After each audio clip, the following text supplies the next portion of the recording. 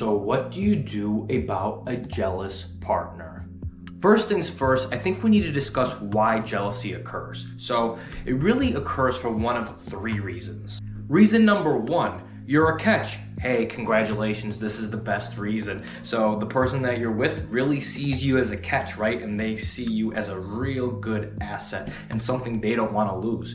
They may think that you're incredibly strong, you have enormous earning potential. They may just really like you and enjoy your company and your personality and your spirit and your soul. But they really see you as a catch and they want to make sure that their catch remains on the line. Number two, they're insecure about themselves. So this is kind of similar to the last point where they think you're a catch, right? But they think that they're not good enough to have you. So they may think that you are better looking than them. They may think that you are more fit than them. They may think that you are more successful than them. So what that will lead them to do is that will lead them to become incredibly jealous because they're insecure about themselves and they think that you are better than them, right? So that's going to lead to jealousy and it'll lead to a lot of fear of you, the asset, the better one, terminating the relationship if you find something better. Number three, this is the most menacing of the three. They want to control you. So a lot of people, regardless of what you may think, really do like to control a partner in a relationship. Now, over time, this usually leads to a toxic relationship. This is something you don't want, right? But it usually starts with subtle cues of jealousy. And they want to control another human because they feel out of control in life themselves. So they are in this relationship not because they love you or care about you, but because they want to control another human being to make themselves feel more in power. Okay, so let's jump into it. What are signs of a jealous partner? One thing could be constant calls and texts all day. So you may be just left the door, right, in the morning, and they may send you 3 texts, 2 calls. If you don't answer, they'll call again. If you don't answer again, they'll text again. They'll keep saying, hello, where are you? Why aren't you answering? So a constant need to have constant interaction with you, a constant need to have tabs on you, a constant need to know where you are, a constant need to know what you're doing.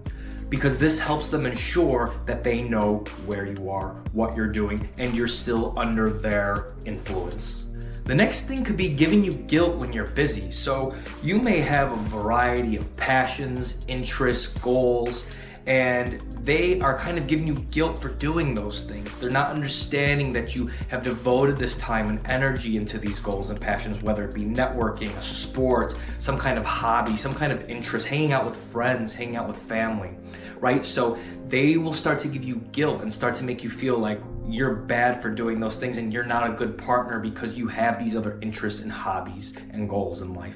Going off that one, they're kind of going to give you guilt and make you feel bad when you hang out with your friends. Now, your friends likely came before them, so they're going to make you feel guilty about hanging out with your friends. They're going to say, oh, your friends are more important than me. Oh, you want to hang out with your stupid drunk friends or your stupid idiot friends or your silly friends. Insert the insult, they will do it towards your friends, right?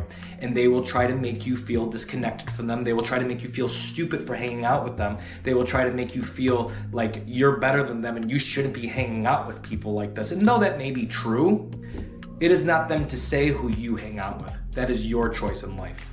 Going off that, they might also get upset when you're not constantly hanging out. They might want to hang out every day. They might want to hang out after work, in the evening, after school, after class, and it's going to start to mesh into your goals, your hobbies, your interests, and your relationships with others. So they're going to kind of want to always be around you. They're going to kind of want to come with you when you hang out with your friends all the time. They're going to want to come with you to your family doings. They're going to want to come with you to your hobbies. So though that may be a sign of love, right? They want to become more intertwined in your world. When it becomes a thing where they're guilting you and it seems like it's excessive, that is a sign of a jealous partner. Another thing they might do, they might try to rush commitment and relationship milestones. So this can be rushing moving in, this could be rushing an engagement, this could be rushing a marriage, this could be rushing having kids. I mean, as far as how deep you are into the relationship, this could be rushing going into an investment. They're doing that to get you deeper and deeper into that relationship so that they can control more and so they can secure their asset, you. So whether that doesn't necessarily mean that they don't love you, but it is a kind of a red flag and a sign of control, and it's something that really needs to be dealt with early on so it doesn't create resentment and spirals your relationship out of control into a toxic bad thing. So if it is the negative reason for jealousy, so say they are a person who doesn't feel controlled in their own life and doesn't feel like they have power in their own world, and they want to have a power over another person and they want you to be their puppet, that's a scary thing.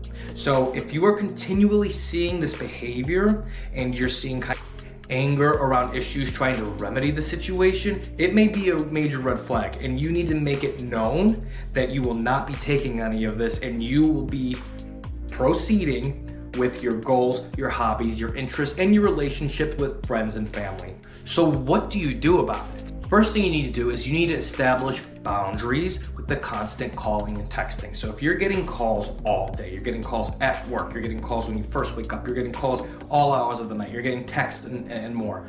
You need to establish boundaries with that. So you can't let them call you and text you all the time. You say, you're texting me a lot, sometimes I'm very busy, and say, though I'm flattered, I don't have the time in my busy schedule to answer all of these calls and texts.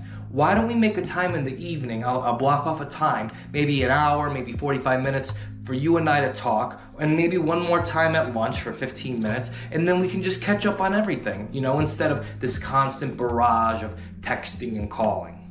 The next thing, do not give in to the guilt. So if they're giving you guilt about hanging out with your friends, your family members, pursuing your hobbies and pursuing your goals, do not give in to the guilt. If they're saying, oh, you must not love me, or you care more about them than me, or you'd rather hang out with those people or do this thing or do this hobby than hang out with me, wow, says a lot about our relationship. Do you even care about me? Do not give into it, because once you give into it, they have put power over you. You have lost, you have submitted to that person. And the number one thing you don't want to do with women, especially women, is submit to them and let them control you, because they will not respect you, and it will create a spiral of toxicity that will make the relationship end. The next thing you want to do, similar to the boundaries with the phone calls and the text, you want to establish a schedule of which you hang out. So if you don't live with each other yet, you want to establish a schedule that, we hang out on Tuesday nights, Friday nights, and maybe Wednesday afternoon, okay? You want to create a schedule that you dedicate to each other and stay consistent with that schedule. And then the other time, you use that to maintain your relationships with your friends and family and to pursue your goals and interests. You want to make that time with your partner very, very good quality time. So it could be a date. You guys could go somewhere fun. You guys could go out to eat. You guys could go to a movie. Or you could even spend time together. But make sure it's quality time and you guys are not on your phones and doing your own thing. Make sure you dedicate that time with each other, and it's not some kind of like half-assed dating thing. Next, do not rush into a committed milestone in a relationship if you are not ready. If you are not ready to move in, if you are not ready to get engaged, if you are not ready to call each other boyfriend and girlfriend or whatever it may be, don't do it. Because they will push you towards that, because they do see you as an asset. Obviously, they're showing jealousy behavior, and they want to pin you down as theirs. That may not necessarily be a bad thing, because they may really love you and see you as a great asset, but you don't want to be pinned down by anyone. You want to maintain a level of mystery in a relationship. You want to maintain a little bit of space. You want to maintain a level of relationships with other people. Otherwise, you're going to become one of those couples where you guys only have each other, and it's going to just create this resentment thing, and you guys are going to start to hate each other because there's no space, and then she has no friends and you have no friends, and you guys don't do anything without each other, and then it's just kind of pathetic. So you want to make sure you maintain that level of space and mystery in your relationship. Finally, if setting any of these boundaries that I spoke about creates fights, negativity, blowouts, further guilt, that may be a big red flag to end the relationship. Now, if you're early on in the relationship and you're kind of seeing these things, you may think, oh, she loves me. Oh, she really likes me. Oh, she thinks I'm hot. Oh, she thinks I'm cool, whatever it may be, right? Because this is kind of where you start to think when someone acts like this, right? But if you see this behavior, you approach your partner about this behavior and it makes them more mad, or they're not willing to compromise whatsoever, then you have a partner who is trying to control you and doesn't want to compromise whatsoever. And what does not compromising equal? That's going to go further and deeper into the relationship the deeper it gets. And they're not going to compromise in your marriage, and you're going to start to hate each other. You're going to especially start to hate her because you're going to start to feel like she's trying to control you. Then she's going to hate you because you're not letting her control you like you did earlier in the relationship, and it's going to create a failure of the relationship. And if you're deep into it, it could create a lot of trouble for you. You may be married, you may have kids, so you want to make sure that you do one of two things. You do the boundaries, and she compromises, and you come to an agreement with those boundaries I spoke about. Or two, if it's creating problems and she's not willing to compromise, you get rid of her or him or whoever your partner is. Okay guys, if you like this kind of content, make sure you subscribe, like and share this video, leave me a comment below, let me know how you have dealt with a jealous partner. Okay, until next time, take care.